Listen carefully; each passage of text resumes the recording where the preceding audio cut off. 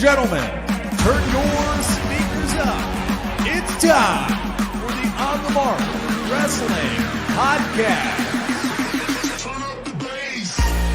A podcast discussing all things AEW and WWE. Oh yeah!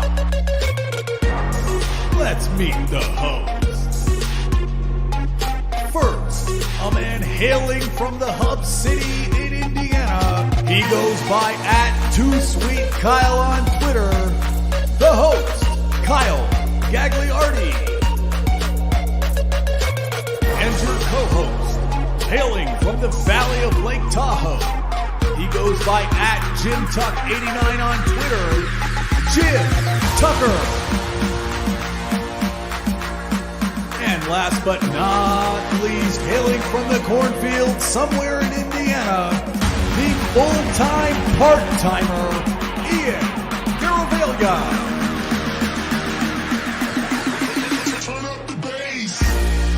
Be sure to follow us on Twitter, TikTok, and Instagram @PodOnTheMark.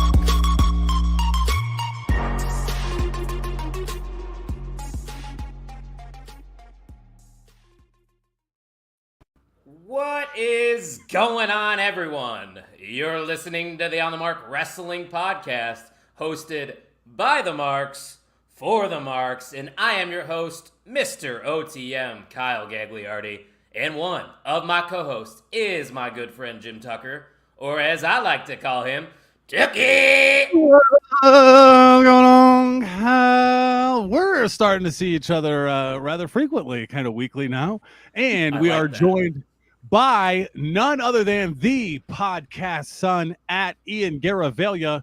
Ian, sup, dog? What's up, dog? Yeah, it's kind of getting like the podcast son name. I haven't been on with my dad in a while. I might need a rebranding here soon. It's been a while.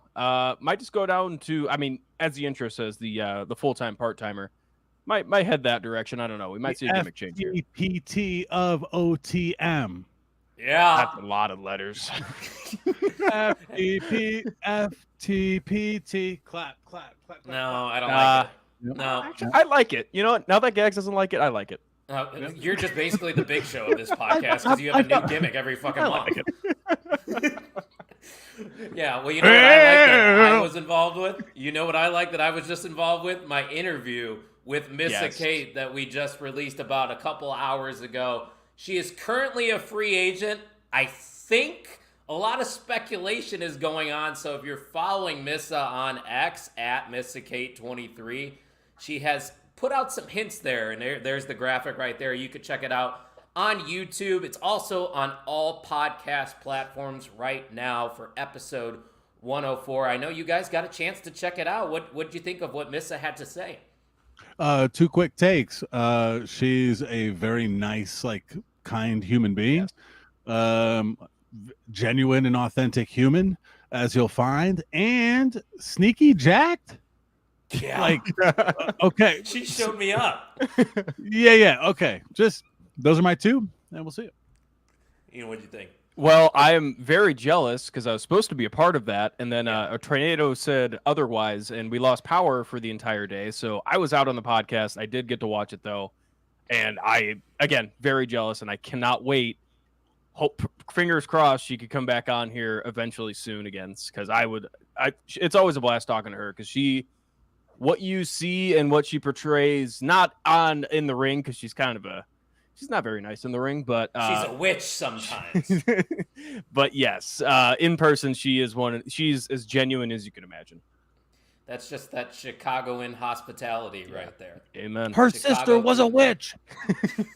What is that from? Why does that sound familiar? The only reason I know it is from Big Booty Mix. Oh, it's like a popular drop. It's from something. Yeah. Mm-hmm. I think it was just like a Vine or something like that. I think it was just a viral Vine that happened. If anybody knows in the comments section, I got it. Don't worry, I got it. But let's run to the chat here. The MVM's in the house. He was first. What's going on, Kine? Robbie said he managed to watch the first half of the chat with Missa earlier, and it was great. Yeah, Robbie, I appreciate you tuning in for that. It was a great conversation. And Kine with the surprise comment, he said, how damn good was Dynamite last night? Ospreay versus MJF was one of the best matches I have ever seen. Mariah May cooked Tony too. We're going to put a pin in that conversation. I'm going to save that for later. But the fact that you acknowledged AEW, Ian, I don't know what's happening here. He's starting to watch. Well, he does usually acknowledge AEW, but doesn't really didn't watch it. He would just say mean things like Twitter usually does about AEW. But now that he's actually watching it, he's got good things to say. Who would have thought? Dirk says, I am assuming this podcast is live. No, this is pre-recorded. Nailed it. No, I just knew you were going to comment right Yes. here. Right now. Dirk, thanks for stopping by once again. Kyan says, Ian does need a new gimmick now. He's right. Hey, Dirk's a great name, though. Is it? Dirk is a pretty good name. Well, anybody named Dirk sounds like a stand-up individual. What a name, right? Dirk Van Fleet. What a name. Never gets old. And it never gets old. Yeah. Big slow slander. Are those just hanging out in are those the clips? Are those just hanging out in the brand thing over there? Yep. Why? Do you think you want to play with it a little bit? Yeah. I'm done with summer school, baby. Don't tell me Tucky it's a good time. Tucky school's out for the summer for Tucky. Less than a week away from making it back to Indiana. A week from tomorrow, going to be in Chicago watching Black Label Pro. And then a week after that, we're going to be in Cleveland, hamming it up with the boys. Absolutely can't wait. And the boys. And this weekend, Wifflemania 2024, the inaugural Wiffball tournament out here in the Carson Valley. The Barnstormers are back. We have rebranded to black and orange. The Barnstormers are back. Hoping we can get on the trophy that I paid for with my money. So we'll see. Hey, don't mess with Taz's gimmick, though. Don't be stealing black and orange like that. Taz will be on you. Watch out. School colors. The school was there before Taz. Fair. No, that is true. Douglas, right? Yep. Mm-hmm. Yeah, I know your school. And Eric Kine, thanks for answering. We do not watch TNA. The only TNA that we watch is when they cross the border. Do have the card pulled up if we want to. There's some things. There's some things. There probably is some things that it's probably going to be great, but I'm not going to watch it. Knockouts World Title, X Division Title, Knockouts Tag Title, 2 titles on the line. TNA World Title 6-way elimination match. What? People are going to be eliminated. Why is the Great Brown Herb talking about Dirk Nowitzki? It's a great name. He was a great player too. Great player, yeah. I don't know a bad Dirk. I can't think of one. Yeah. When you I know at least one Dirk, and he's a great dude. I know a few shitty Kyles.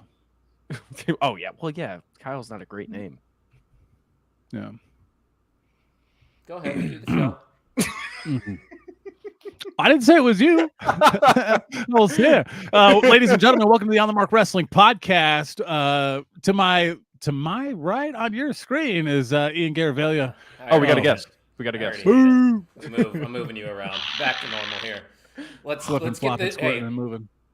the plugs out of the way because we've been talking about nonsense for a little bit. All the good stuff that we have to offer at the On the Mark Wrestling Podcast.com. Tucky, tell them what they can grab on that website.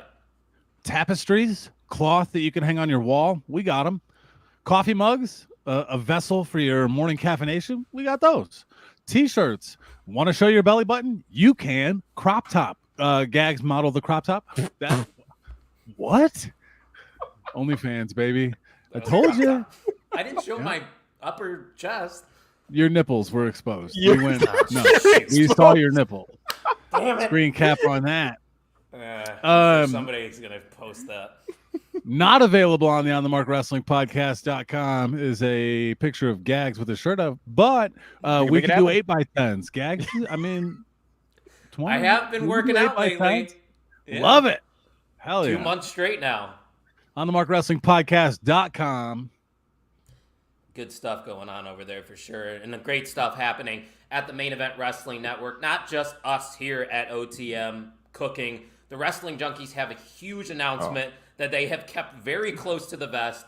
I'm telling you, when I'm not even lying, that they are the only 2 that know. They haven't told any single soul, even their guests that they've had on the show. So I'm very excited to see what that announcement's going to be tomorrow. Apparently, the Turnbuckle Talk Zone has a very special guest in the works as well, as does Dropkicks and Attractions. Guys, the main event network is popping large, as Ian would say right now. Hell yeah. It's popping large, and I'd love to see it popping large right now because there's been a lot of. I mean, we are a year into the main event network, and the amount of growth we've seen, like just not from us and the network itself, like other channels joining the network as well. It's been super fun, and it's honestly satisfying. It's a good feeling to have. Yes, it's a family. It is. We are a family here at the Main Event Wrestling Network, and if you want to continue to support the On the Mark Wrestling podcast. You see that QR code right there? There is a lot of cool merchandise available at the WWE shop right here, right now. You can go get yourself some CM Punk merch, Wyatt 6 merch, Jacob Fatu merch, Bloodline merch. It doesn't matter. Get ready for SummerSlam. It doesn't matter. QR code. Yeah. All felt that left out there. You should have said something then. I was behind they couldn't hear me. I was behind a barcode. That's not how it works. They could still hear you, buddy. Okay. Great Brown Hope says, I got sponsored by Four Loko thanks to the Main Event Wrestling Network, giving the Great Brown Hope a chance to share his stories. See? Great stories. Great things happen. And as Tino says, main event crew for life. Yes, sir. All right, boys, you want to talk wrestling or what? I guess, yeah. We're just going to go around, okay? Like, I don't have a plan here. I say we go back to SmackDown maybe, since we don't really talk about SmackDown on a weekly basis because it's always 6 days removed. So I am kind of curious, Tuck, on what you've been thinking about the overall presentation of Bloodline 2.0. We saw the recent addition of Jacob Fatu, who has been running roughshod these past couple weeks. He has been, in my opinion, a fantastic addition to that stable. Do you think what they are doing currently is successful, or is it kind of falling flat a little bit for you? I don't think it's falling flat, but I don't think it's a home run out of the park. Quite so. Paul Heyman, star, should get an Emmy and can be nominated for one. I like this new faction. They can, but the show has to nominate. Gotcha. So I don't know if that's a thing, but I enjoy the Bloodline 2.0, and I'm still on we're on the escalator to this Civil War kind of thing. Like, where's the Roman Reigns of it all? Who else is going to join the Bloodline, or what that might look like? Rumors, Survivor Series could be in LA, which will be 2.5 hours away from where I'll be doing Thanksgiving. I just made that a rap, so you're welcome for that. But the acclaimed. Here's the real conversation when it comes to the Bloodline. Mikey Wilson brought this up in Instagram DMs. I think that's where we spend most of our days on I was going to say, why is that his method of communication? Well, just sharing posts and stuff back and forth. We laugh a lot. He will be making a trip to the Carson Valley in October. Can't wait for that. But we had a discussion on what would your Bloodline name be. I would like those in the chat to come up with their Bloodline Fatu Anawai's name. I came up with Tucky Tonga. Mikey Wilson came up with Mikey Maivia. That ain't bad. I got Gaglioa. Also, yeah, I was about to say I put mine and it was Anawaiian. No one gave any reaction to that, and I felt really upset. I had my dessert that night, and I was kind of out of the conversation. Hearing you say it makes it sound much better than what I was saying to myself. Okay, thank you, I appreciate that. It does sound a lot better in person. Yeah, Anawaiian. It's a little behind the curtain of what we discuss on a daily basis, right there. Just guys being dudes. It's like when we name random athletes from the early 2000s that hit under 200 or something stupid like that. But I've got one for you. Thought about Mark Grudzielanek today. Second baseman, right? Yeah, that he just could not out of nowhere. Grudzie Grudzo Lanek. You're welcome. Sure, congrats. I think you got it right. Good job, Tuck. And that's Wheelhouse Baseball for you. That's Wheelhouse, baby. Bring it back. R.I.P. Robbie said we haven't even come close to seeing the best out of Jacob Fatu from how highly people who have watched him in the Indies, seem to rate him. Ian, I believe you have seen him work on the Indies. To now see him on this big of a stage, how do you think he has done so far with this Bloodline? He he has made, it feels to me at least, he's made the Bloodline, the new Bloodline, an actual force to be reckoned with. Because at the beginning, it was kind of, all right, you're bringing in, it was kind of a cosplay situation. Tamatanga is just, okay, cool. No one that they were bringing in was really feeling like anything heavy. Now you have Jacob Fatu in the mix. He's kind of overshadowing Solo in that power department, but that's okay because it's a faction. You could have a power guy, and he's bringing that legitimacy to the faction, while Solo could just stand in the back and be the master manipulator of everything. So it's felt good, and I'm still seeing people say, I don't know if it's like actual shots at Solo and saying he's doing a bad job. I mean, either you're getting worked, brother, or you just don't want to admit that he's very good at his job, because everything I've seen from him, he was ready for this position as the new head of the table. He's been doing it really well in this new storyline. And here's one thing to add on to the Solo Sikoa thing. They're giving enforcers and guys that were not cutting big promos in past years the opportunity on the mic. And another great example of that is Gunther. So Solo taking command of it, it's starting to work for me, because we're starting to see more of the personality after the debut where he was just a henchman. So didn't speak a word. Nope. No, and I was just going to say that there's a lot of criticism as this Bloodline doesn't feel like the actual Bloodline. Yeah, no kidding. That's the fucking point, guys. Get work, brother. That's what the story they are telling. This is basically just like your great value version of the Bloodline. But I still think it is effective, especially with the addition of Jacob Fatu, because he brings that legitimacy that you were talking about, Ian. But Eric brought up a good point, too. You still have the rumors of Hikuleo that could potentially join the new Bloodline.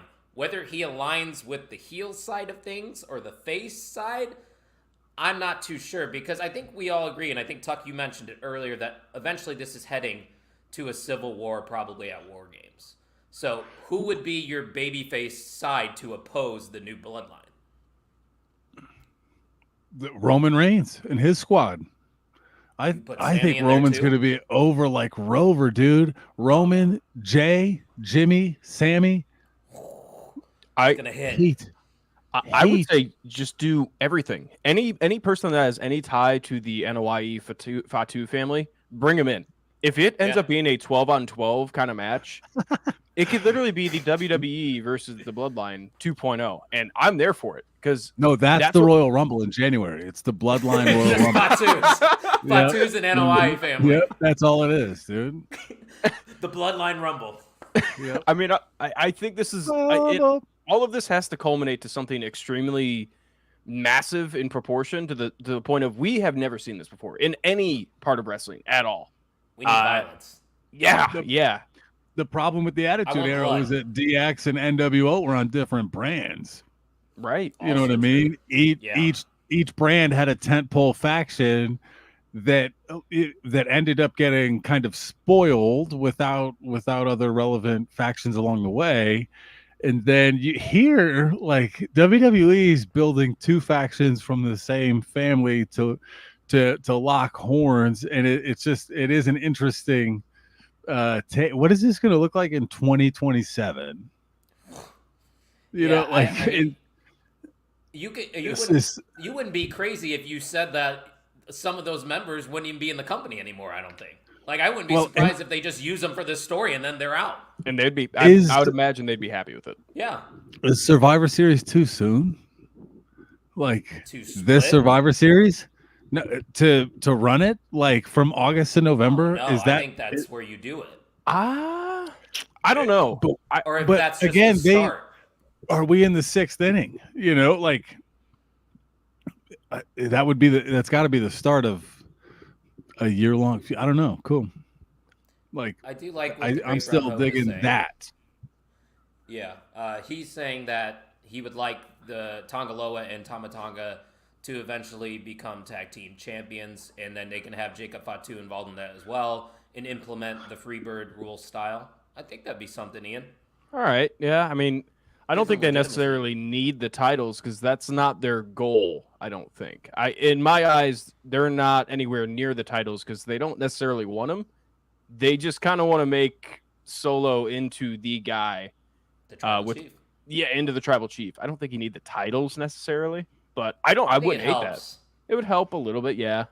I mean, anybody wearing gold, you're like, okay, yeah, the guy's a champion. You could draft the two factions as separate brands too, and cool the family rivalry off a little bit. There's a lot you can do with that. Too. Yeah, I'm still not maybe bored set of up it. something for WrestleMania. Yeah, that'd be something. I mean, hell, they could still do Rock and Roman next year, but Temple Play says, Hikuleo, you're about to be amazed. I'm just saying. I'm more of a New Japan guy, and I'm in Japan now for the G1. Oh, wow. How's it going, brothers? Wow, that is awesome that he's there. For That's about G1. like 4 in the morning there, 5 in the morning. That's a flex, too, right there. I don't know anybody else at the G1, so hell yeah, Temple, enjoy that. That's sweet. Eric said Roman, the Usos, and Sammy, and The Rock. So he thinks The Rock would be aligning with... I don't see that, guys. Got to go to Bloodline. Oh, don't rule out Kevin Owens. Yeah. Yeah? Yeah. That's a good point. Late to the show, but the Doc is in the house. Thanks for stopping by. What's up, Doc? Yeah, and like Dirk's asking, where does Paul Heyman come into play with this whole thing? I think he returns with Roman Reigns, guys. Yeah. What color is his hair? You know what I mean? Does he have hair? I've just been in love with it. Yeah, he's got to come back with Roman, dude. Yeah. Do you think we get a return at SummerSlam if it's Roman or Jimmy? Maybe both. I think we get Roman, definitely.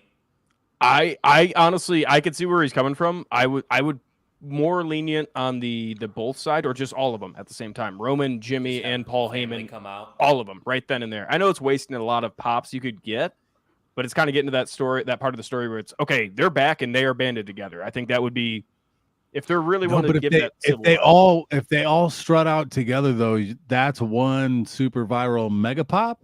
Yeah. Compared to the fireworks throughout the night or something like that. If they just walk in as a united front, sends the message right away. Yep. You guys are going at it. We'll see you in a couple. Yeah. We got to tune in and see where it goes. You know. Yeah, I think I like that better. The Bloodline for a long time. We haven't even talked about anything but the Bloodline. But again, to credit to Bloodline 1.0, like that's the merch I still have and wanted. I have not wanted Bloodline 2.0 shirts. You know what I mean? If that, I think that I means do like the poster. I do like Solo and them in the car and the poster. I think that's a cool one. But what was I going to say? I think I was talking to someone about wrestling yesterday, and it had something to do with this, and now I'm completely blanking on what exactly we were talking about. So never mind on that. I lose my train of thought sometimes. It'll be back. Would a Roman return be better if Heyman comes out, cuts a little promo, and then introduces Roman like he used to? Better? Yeah, I wouldn't mind that. I want Roman's music. I need a pop. Yeah. Yeah. I need a music pop. One's up for the tribal chief, and that is Roman Reigns, not Solo Sikoa, right, guys? Yeah. Yes. Would you hate it if he came back with his old music? Yes. Really? He's still the tribal chief. He needs that. The boom, boom, boom. Like, come on. We need that, right, Talk? We need that in Cleveland. The audio track is actually better than when they had the orchestra played, in my opinion. Agreed. We got to have that charge to it. But that not the most electric entrance of all time. I mean, it wears on your shoulders. You know, we have to think about that potentially going into SummerSlam. Do we need to start doing some band work? Do we need to start doing some plyos and some light dumbbells? Because could 7 minutes, could be 8 minutes. Yeah, it would be a long one. Those entrances keep getting longer.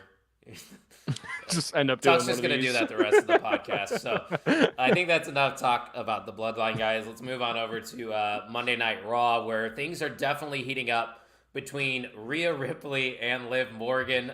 Rhea Ripley returned a couple weeks ago, and she cut a very passionate promo, guys. I don't know if you got to see it this Monday.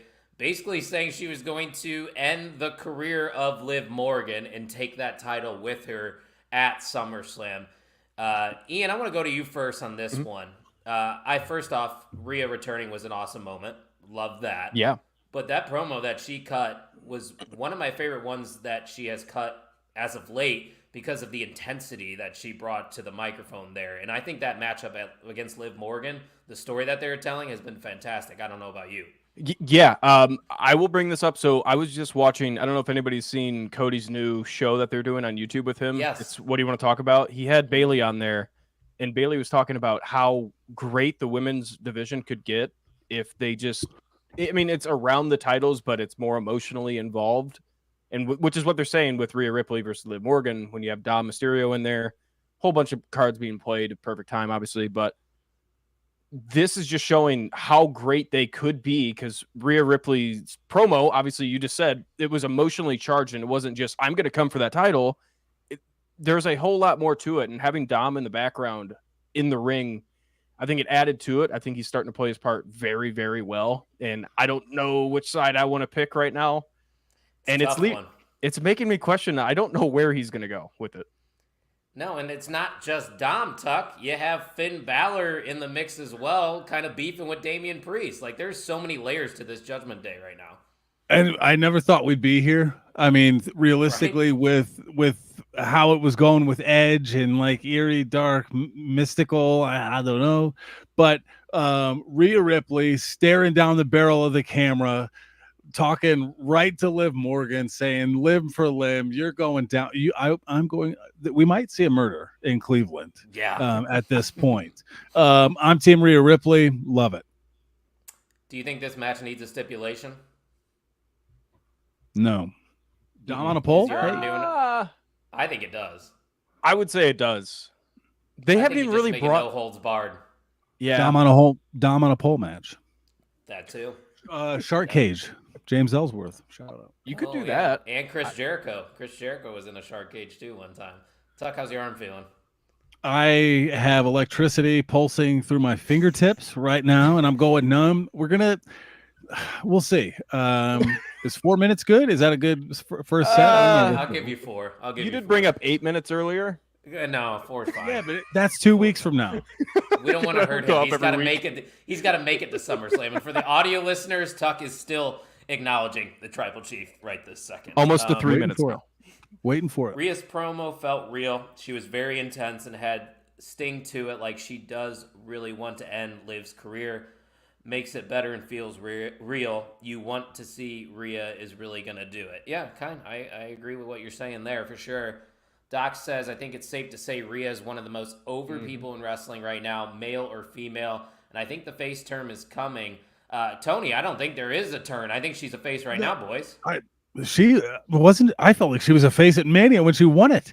I feel like everyone's backed Rhea Ripley big time, and as long as we waited in that line at SummerSlam, she wasn't working heel. You know, I think I'm going to defend Tony here because I think what he's saying is she's still in that tweener stage of she's mean, but we love her for being mean. I still don't think she's tweener.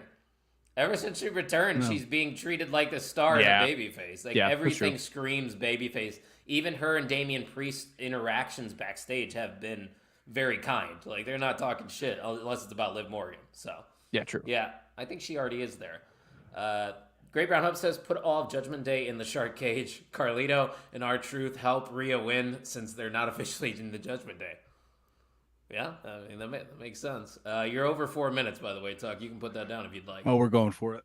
All right. No stipulation. Liv retains via Dom's accidental help, and then at Bad Blood, they run it back with no DQ. That's what Kine thinks. That's what Eric thinks. We're not going to give our predictions because we are going to have our own SummerSlam preview coming up here in the next couple weeks.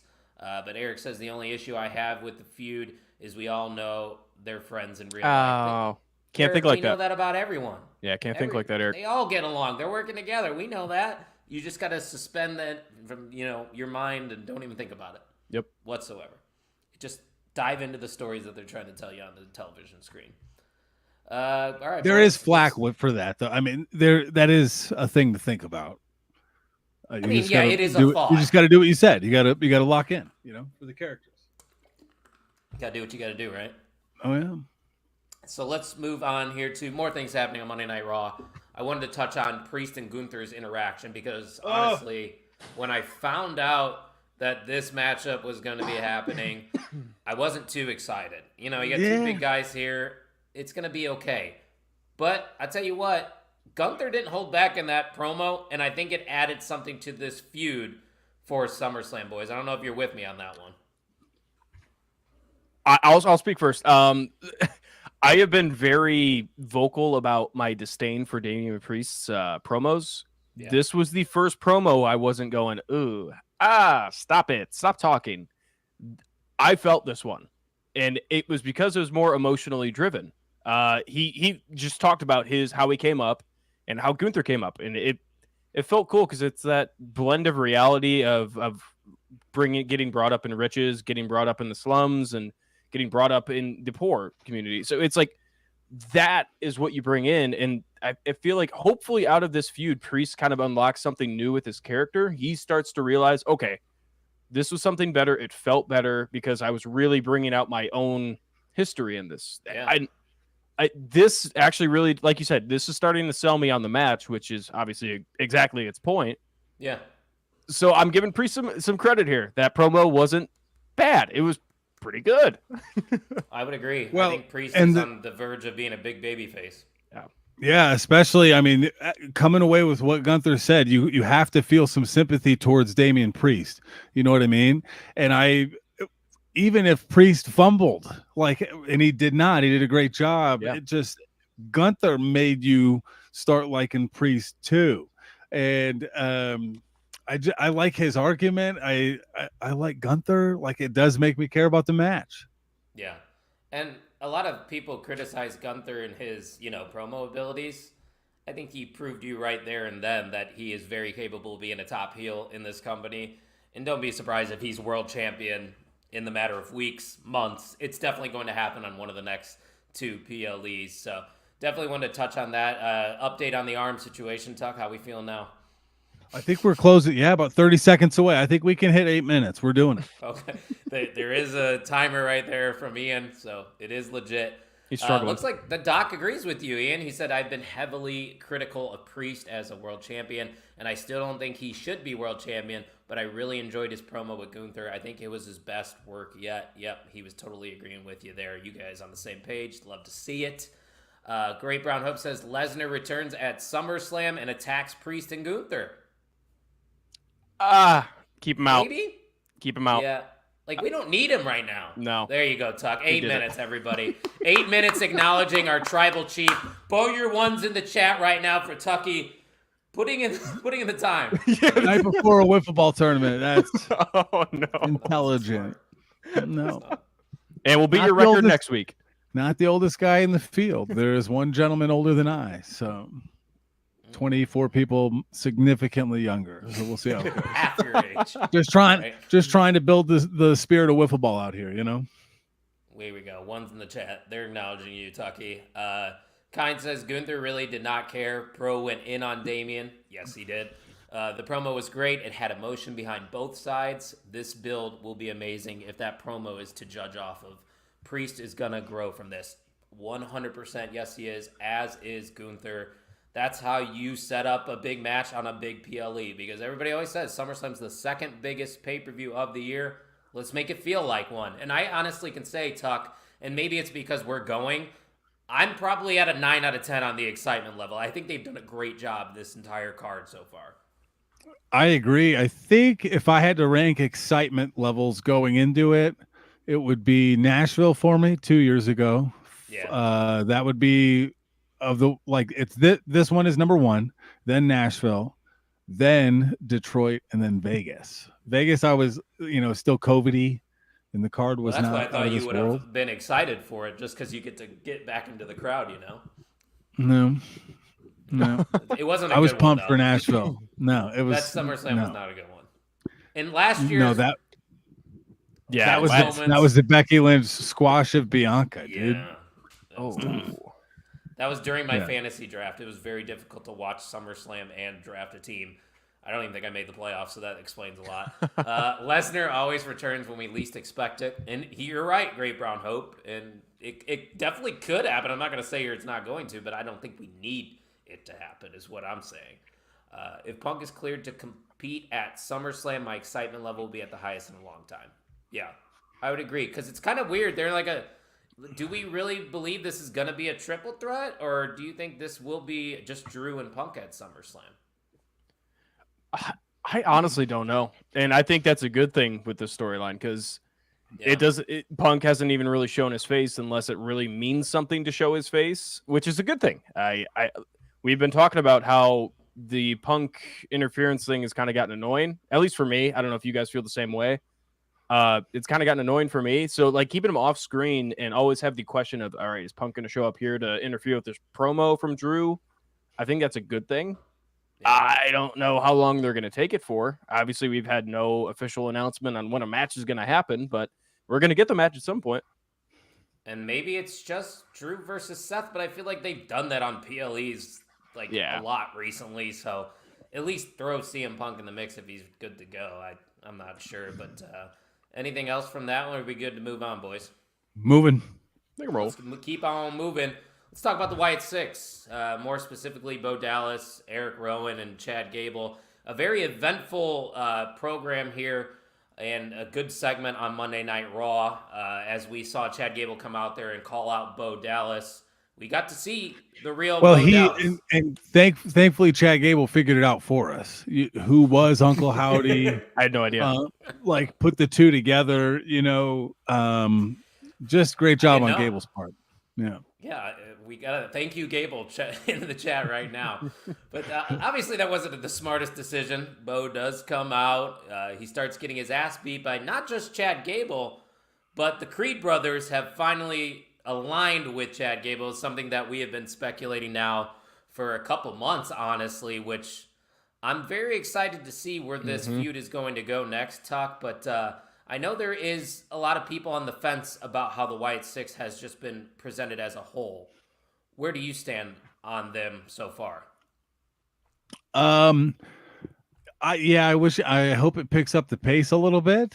I'm not out because I don't think we've seen the whole vision yet, but I'm also not like glued to the screen if it's happening right now sometimes, you know what I mean?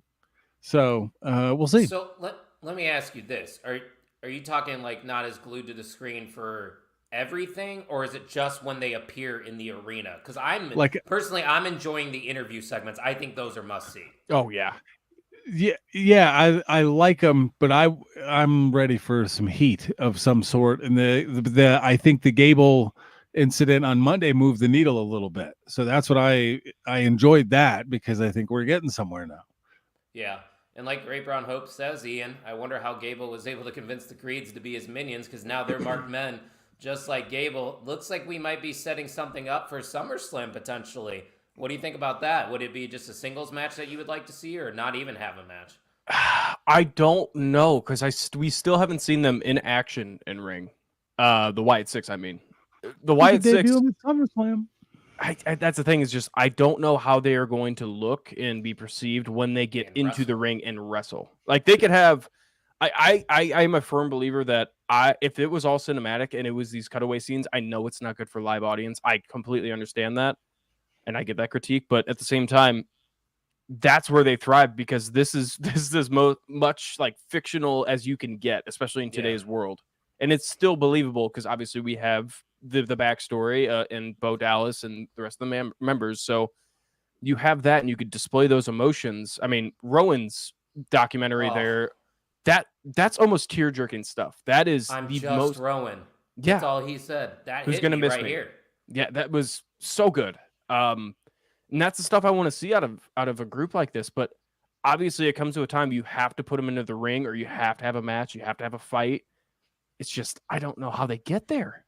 No, I'm with you, and I'm worried when they do eventually have a match. I think one-on-one is a lot easier to navigate. Like if it's you just bill it as Bo Dallas versus Chad Gable, you can work with that. But if we have Sister Abigail, aka Nikki Cross, out there doing suplexes and back body drops and everything, I'm lost, because they should just be doing unconventional shit, trying to kill people. That's my take, at least. I don't know about you guys. I'm the same way, completely the same way. Tuck, what do you think? will he have the big like rabbit head on?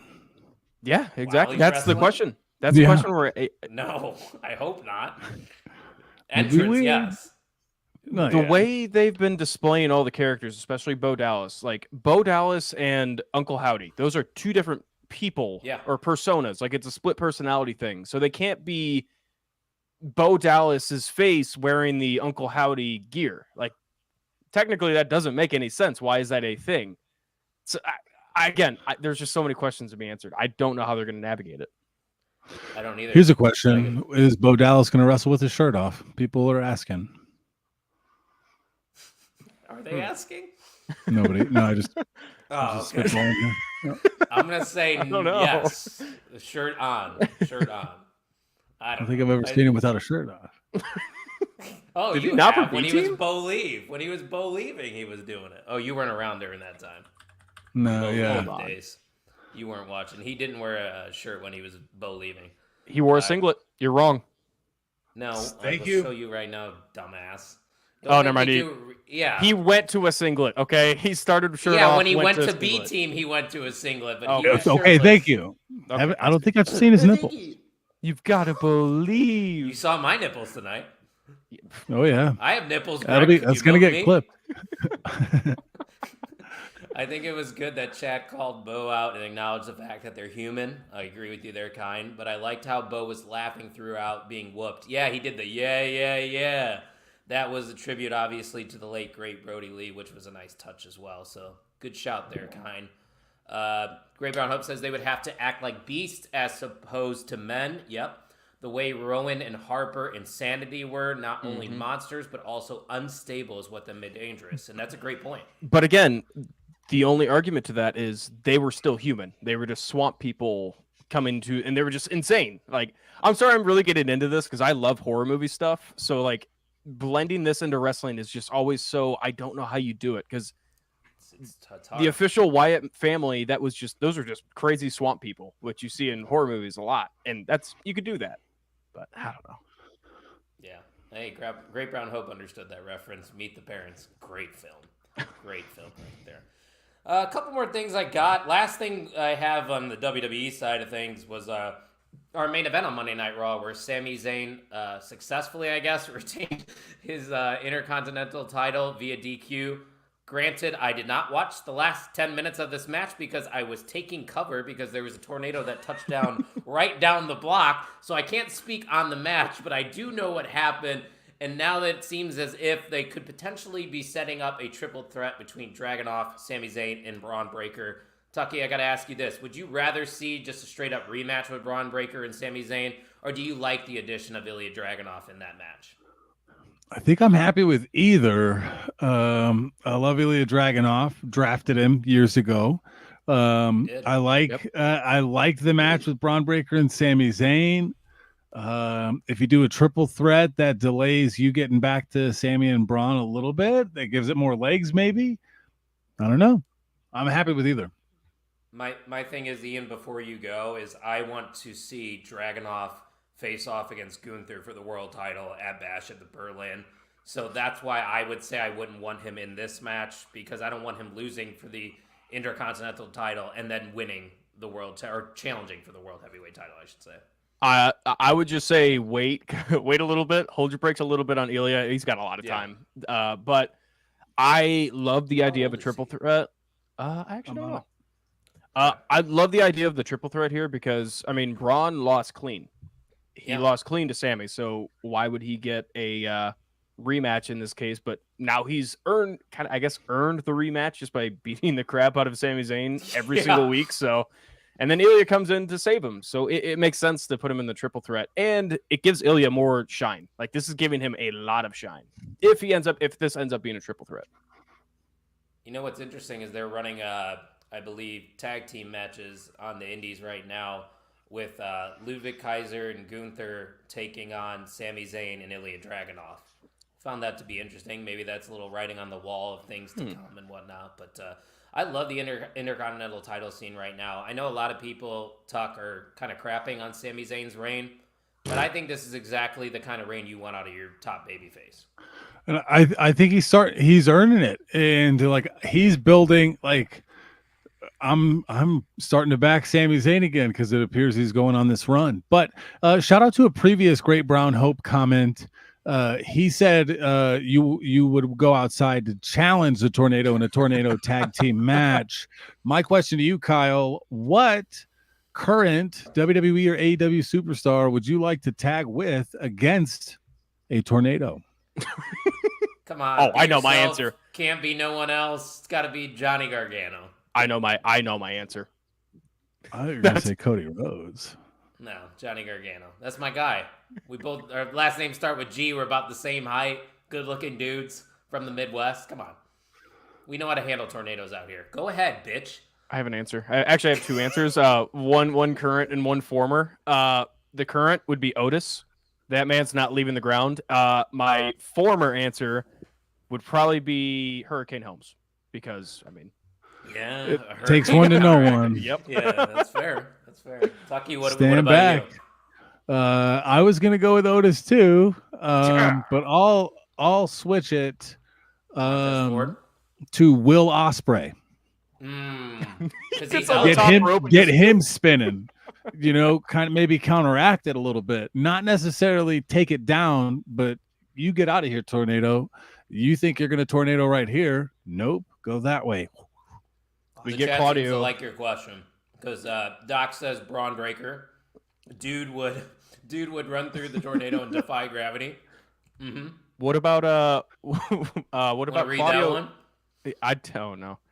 I'd take Braun Strowman, and my former would be Yokozuna. He ain't getting. Yeah, that's fair. He ain't getting taken away from that tornado. I was about to say Claudio Castagnoli. Any love for Earthquake here? Spin it the opposite way. Tony's right. He said, wait, mine would be Matt Hardy because his old theme song used to say, I can slam a tornado. That's it. Great call. Is that actually the words? Yes, it's 100% true. Great call. What? Yeah, you're going to have to look it up. No pop on my Earthquake reference.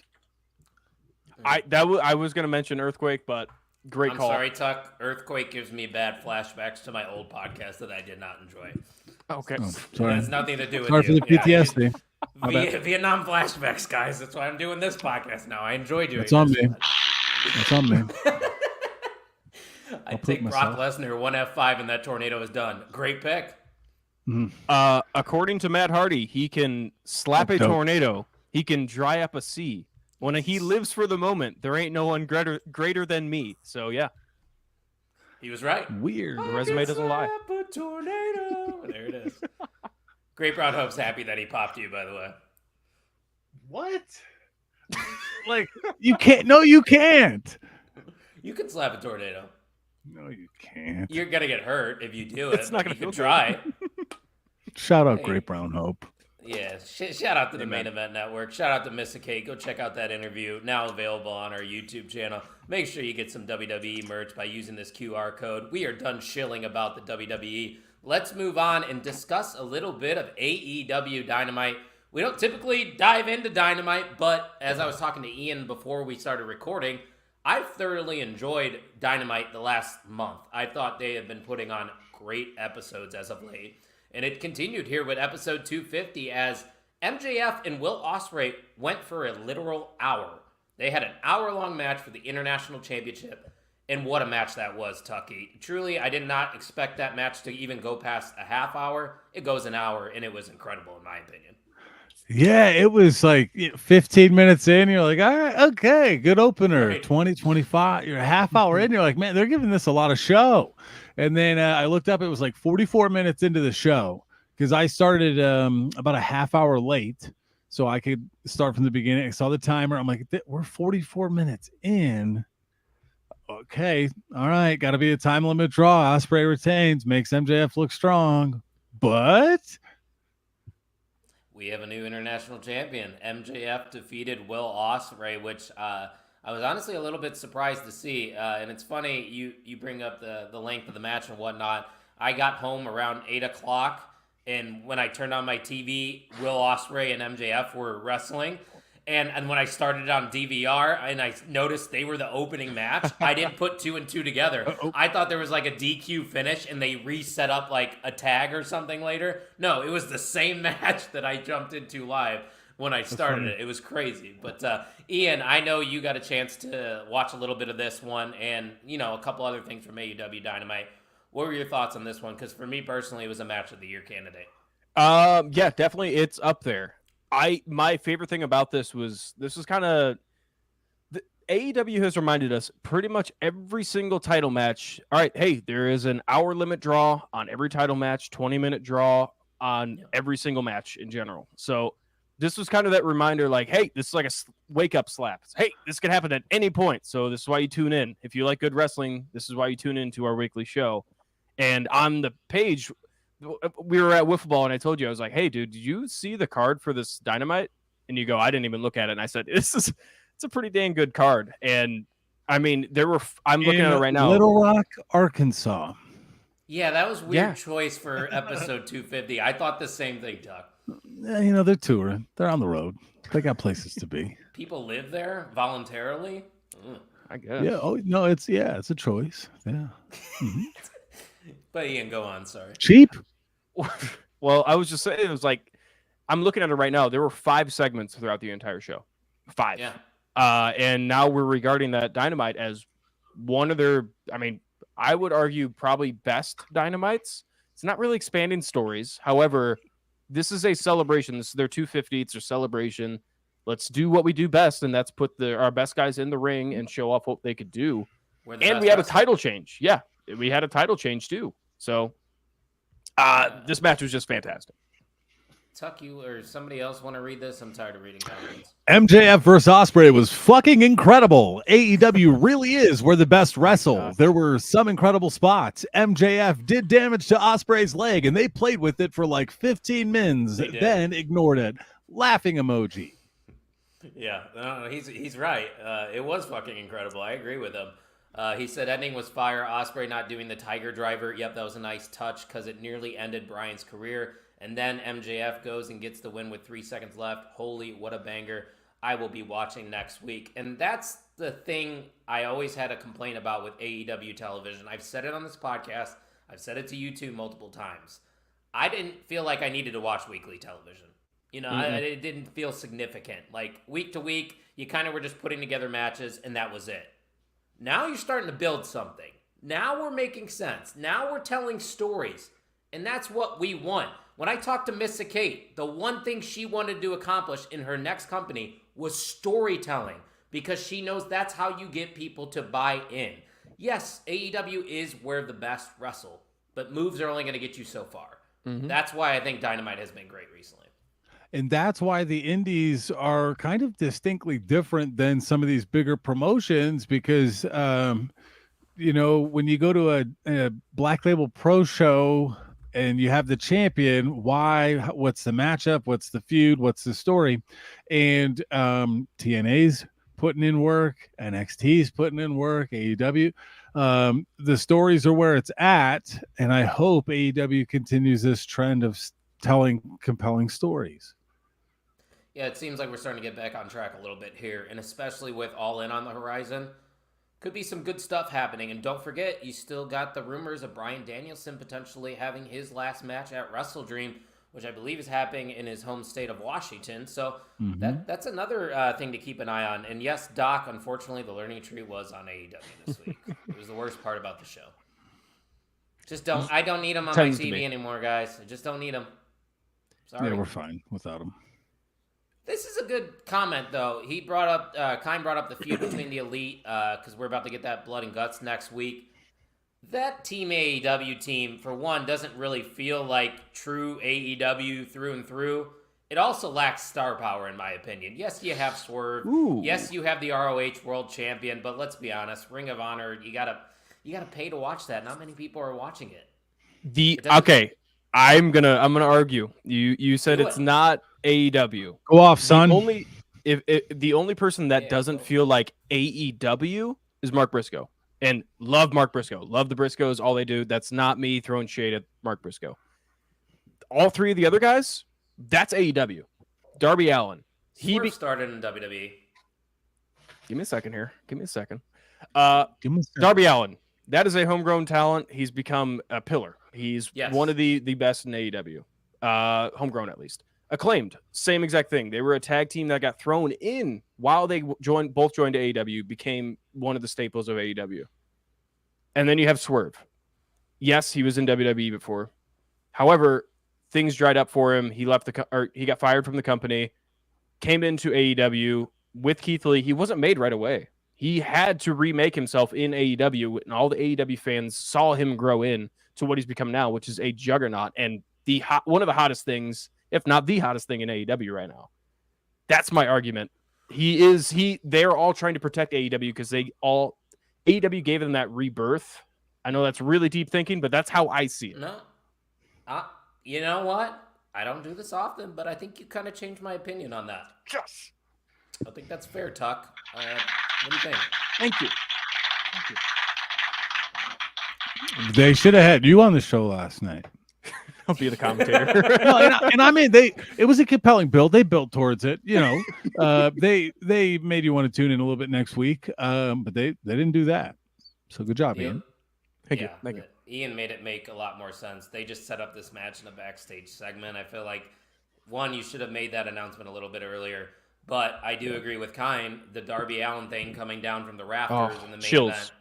Chills. That was a cool moment. And you are right. Darby Allin is the most AEW thing probably that you can have in that match. So it's hard to disagree with you now. The Elite should not have let him unclip from the wire. Should just beat his ass like a pinata. Oh my gosh! Like imagine they did last time when he was hanging upside down. Just keep beating him. Mm-hmm. No, what would have been even funnier is if they just said they pulled out a phone or something. All right, bring him back up, and just shot him all the way back up to the rafters. That would have been pretty funny. All right, cool. Mercedes Monet had a banger. Forgot the name of the first opponent, or her opponent. Not gonna lie, it was Nyla Rose, but she cooked. Not gonna lie, I didn't pay much attention to that match, so I can't comment on it. But I did enjoy what Mariah May did. Her coming out to the timeless entrance, her promo. Fooled everybody. I don't know if you boys are with me, but I want Mariah May to take that title at All In. Just saying. I wouldn't hate it, but I don't. I want Toni Storm to retain, but I wouldn't hate it. I like the image they put in the corner graphic where Mariah May was in full color, Toni Storm was in black and white, and the blood was red. I thought that was good work. It was a nice touch. I mean, I think Mariah May right now, Ian, is probably doing the best work in the women's division. I mean, yeah, you could argue Toni Storm as well, but the story itself that they are telling is something we haven't honestly seen probably since Thunder Rosa and Britt Baker. Yeah, and I mean, even them, it wasn't necessarily a story. They were just putting on really good matches, more the AEW type. Sure. But this is Mariah May taking advantage, or not taking advantage, I should say. Capitalizing. Capitalizing. That's a good word.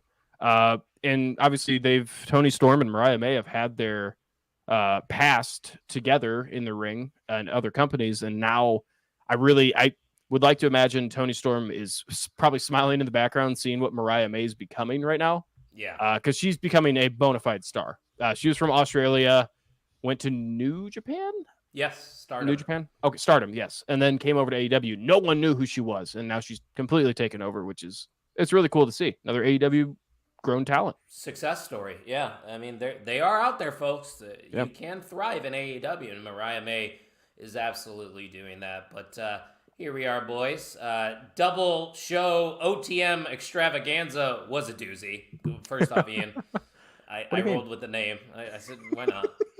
We're rolling with it. Doc says I'm not an AEW guy, but besides the learning tree, wow, that's a weird take. No. But I gotta say that they have a strong women's division. Storm, May, Baker, Monet. It's got a lot better. There's more to come too. There's Thunder Rosa, Deonna Purrazzo, Sky Blue, Julia Hart. Probably missing some bigger names out there, but off the top of my head, Jamie Hayter. Yeah, they got stuff. That's for sure. Mariah May got turned down by NXT. No way. Really? Oof. It's a missed opportunity there, yeah. It's a miss. But guys, go to the private chat real quick because you know what time it is. It is time to award the MVM of OTM. If it's your first time tuning in and you don't know what the MVM is all about, it is the most valuable mark of OTM. What that means is you are providing the most quality comments, interacting with us constantly throughout the live episode, and just overall being a good brother. And We got a lot of good brothers in the OTM community, boys. We do. We are Good blessed. sisters too. Good sisters too. Good sisters too. Shout out to Erica Marini. Unfortunately, won't be able to go to All Out with us, which is a buzzkill. Oh, that's the first I've heard about that. But good news for Tuck, not for Ian. Oh. She says she wants to make an appearance in Las Vegas for WrestleMania. Oh. Ian, just fucking go to Mania. That's so much money. Find a house then. Yeah, but there's the peach emoji. I'm gonna tell you, if you with can, you're just gonna want to. You're gonna want to do it. How about this? I'll go to Mania, and that's when I'll be doing my move-in period at Tuck's house. How about that? I'll move in with you. Well, we are staying at his uncle's, right? So it won't cost you anything. I live 7 hours away. No, I mean like permanently. I will be moving in with. Oh, cool. Yeah, you just ride back with me. That's cool. Yeah, okay, cool. For sure. Cool. But yeah, we have a place to stay. So yeah, you don't have to pay for an Airbnb. It depends on how much those tickets are. That's I will be legitimately buying a house then, so it's gonna be tough. You can have my place.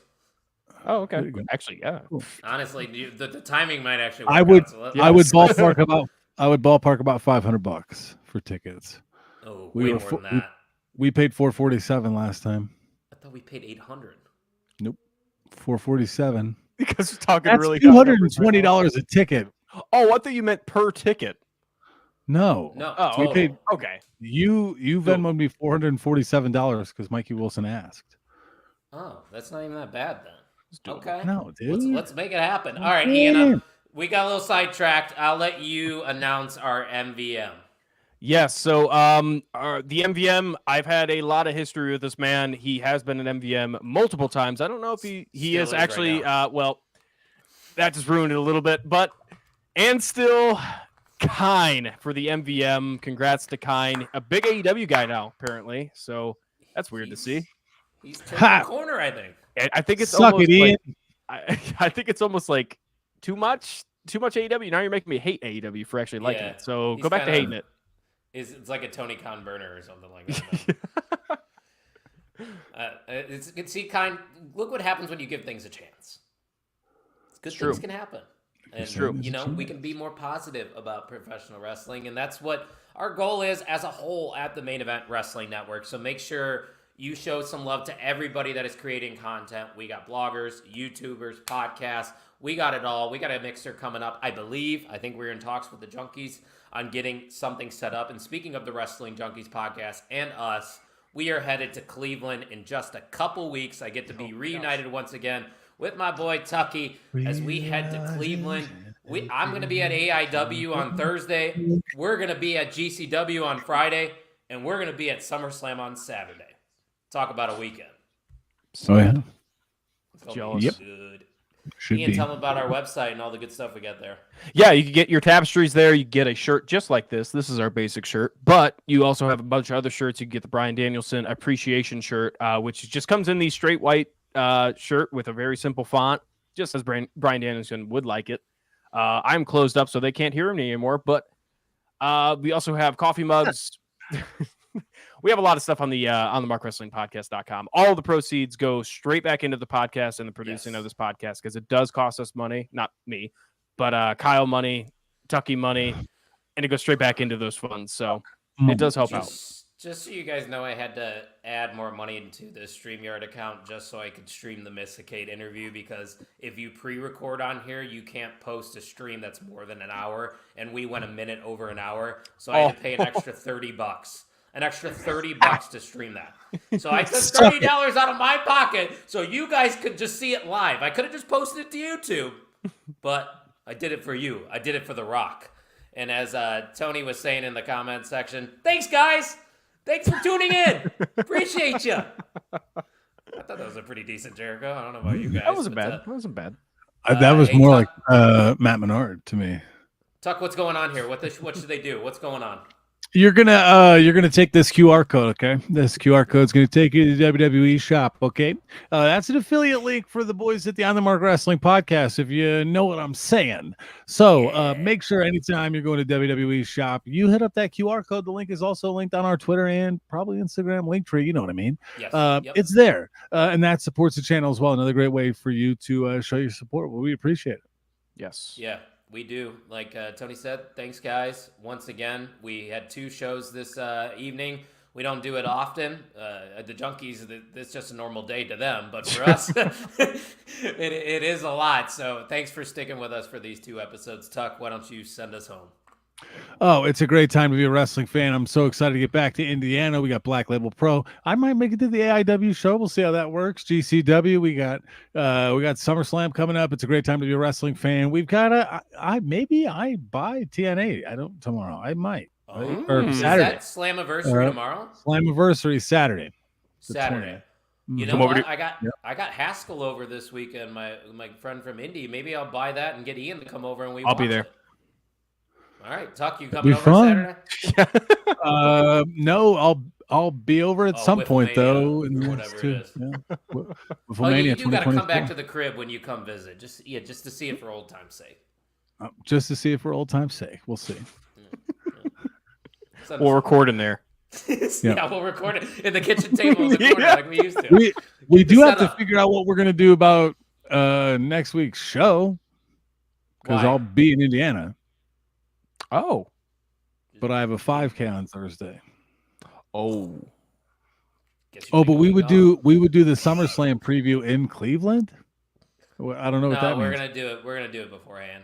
But the Junkies did mention on their show that we should probably do a mixer in Cleveland. I think that'd be cool. Dope. That'd be very cool. Just us sitting there drinking some Terramana, some gin and juice. Word. Yeah. Boys would be buzzing. All right. If somebody can bring a laptop to get it on the big screen for us all to see it a little bit easier, that would be a thing, probably. But it'll be fun. We got options. We'll talk about it. All right, ladies and gentlemen, until next time, thank you for listening to the On the Mark Wrestling Podcast.